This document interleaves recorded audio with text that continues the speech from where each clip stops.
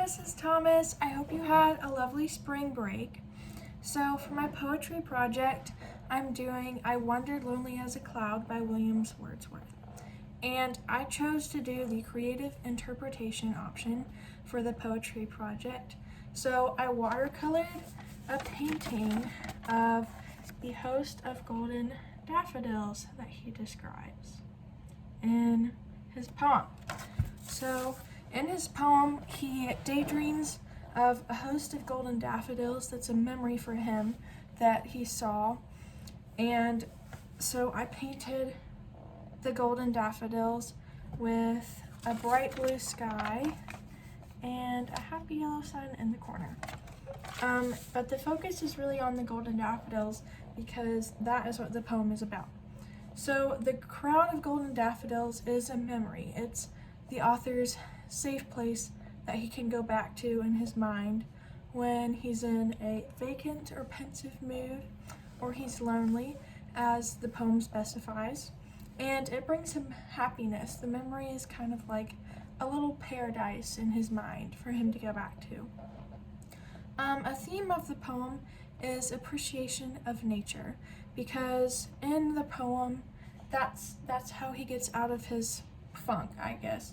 When he's in a bad mood, he thinks of the golden daffodils, and then it cheers him up, and he's happier. If people stopped to appreciate God's creation, such as the lovely golden daffodils, more often they would be generally happier. For example, right now we're all stuck in our houses and we're quarantined because of the coronavirus. But if people would just stop and go outside and take a walk, and even just look at the flowers in other people's front yards, they would be a lot happier. Another point in the poem is that the beauty of nature is better than wealth, or it is wealth in his mind.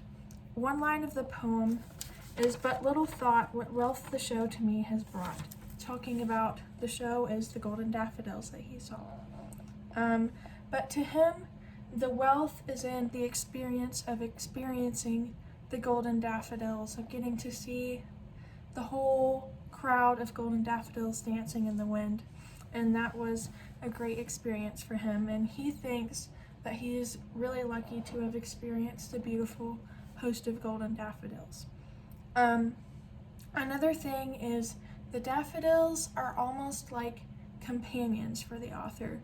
He personifies them as dancing like people. Mr. Wordsworth personifies the daffodils, and he says, "They're fluttering and dancing in the breeze," another line, "tossing their heads in sprightly dance." And he goes back to the memory to remind him of the dancing daffodils. At the very end of the poem, the last two lines, it says, "And then my heart with pleasure fills and dances with the daffodils." So the daffodils are like his friends, and his heart dances with them to cheer him up. And that is my presentation on this poem. I really had fun making my painting of the daffodils. I haven't painted in a while, so it was fun. It was a nice thing to do other than watching Netflix. So I hope you're doing well at home and that your family stays well. Goodbye.